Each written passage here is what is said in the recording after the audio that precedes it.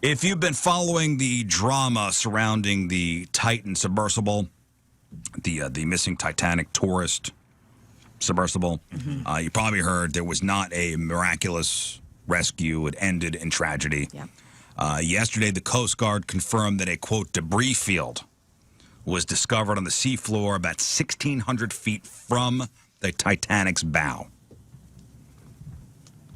So identified the Titan's tail cone and several other parts. I mean, the thing was disintegrated. You know, I hope it brings some of the family peace knowing that that happened fast. And I was reading Rafe this thing this morning. This is nuts. So basically the hull imploded, right?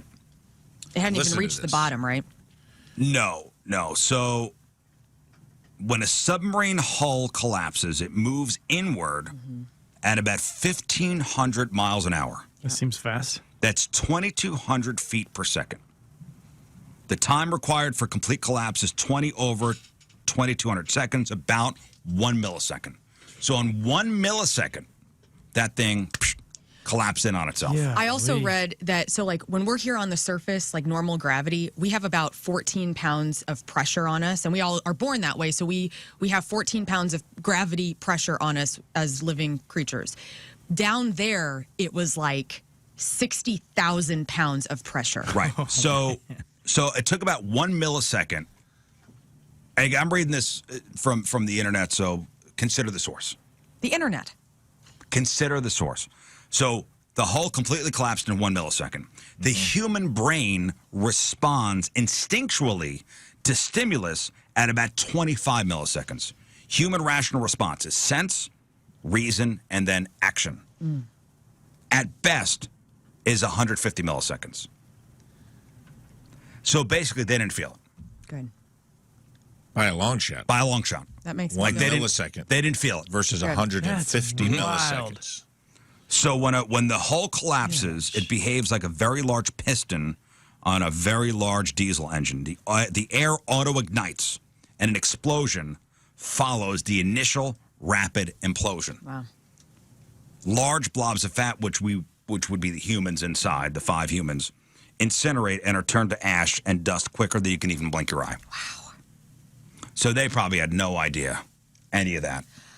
Wow. I mean, I Any of it guess, even happened. sadly, I like, do you think, like, as you descend, though, like, you start hearing bangs that, like, they Little saw... screws start popping out. Yeah, like, they started seeing things maybe know. start, like...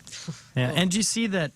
I thought it was kind of wild how they built this all up, and then I guess we picked up on, like, the U.S., one of our ships. Oh, the Navy. Yeah, I'm going to get to that in a second. Okay.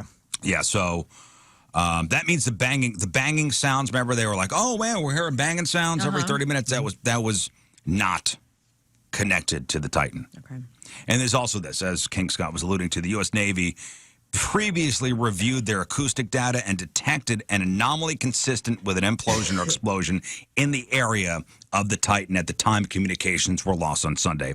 They had shared that info with the Coast Guard, but it wasn't definitive enough to call off the search. Okay. And there's a lot of conspiracy theories that go along with that now. Right. Oh, boy. If you go down that rabbit hole, which I'm not going to. But if there's any good news, it's that the 5 passengers were not suffering for days without food, water, and depleting oxygen levels. Good. Their deaths, as I mentioned, would have been instantaneous. Did you also read about the kid that went with his father? His aunt came forward and said he didn't Yeah. want to go. Ugh. And he did. His father was Titanic obsessed and really wanted him to go, and so he went. It's like a Father's Day present. Yeah. That was the Pakistani Family. business guy. Yeah. Yeah, and the 19-year-old son. So in light of the tragedy, there's plenty of criticism directed at OceanGate for these submersible missions. And in the future, that could impact other forms of extreme consumer exploration like space tourism. But people who have done it in the past say everybody knows the risks, and they make you sign a release that lists all the ways you could die. Now, probably one of the more famous Titanic explorers is James Cameron. Sure. Which I think the story goes that he made the movie Titanic to fund his Titanic exploration. Like That's he's like awesome. Titanic obsessed. Right.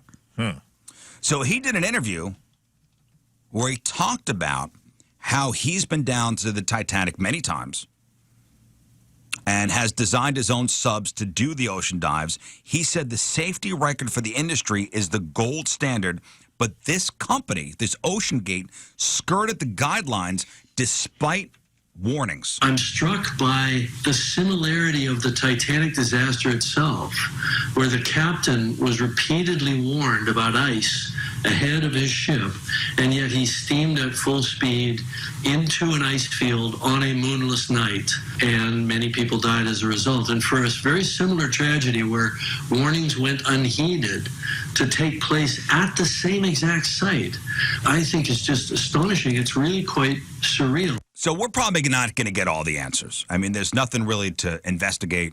I mean, they're still going to gather as much info as they can. They have remotely operated vehicles remaining on the scene.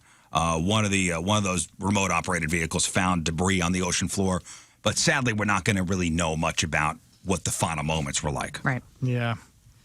It's such a wild deal, man. So that's the update, That's the end. and that's the end. Yep. That's the end of that story.